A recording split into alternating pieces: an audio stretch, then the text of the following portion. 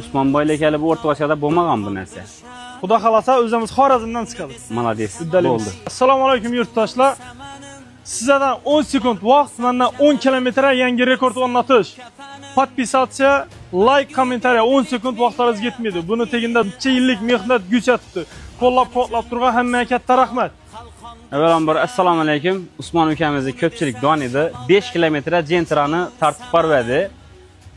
Endi 20-iyulgacha 10.000 obunachi bo'lsa, shu Goldtron Cobalt avtomobilini 10 kilometr tartib beraman dedi. Agarda jasura yurtdoshlarimiz, podpischilar podpiskani bosib, like ayamin, kommentariyada qo'llab-quvvatlab tursalar deb turibdi. 20.000 bo'lsak dedi. Shu 2 tonnalik bo'lgan Jetaur'ı 5 kilometr, 10 kilometr Cobalt'ı tartib berish o'zi bo'lmaydi. 300.000, 200.000 prosmotr bo'lib turibdi. 10 sekund vaqt. Podpisatsiya, obuna bo'lishni bosinglar. Bu harakat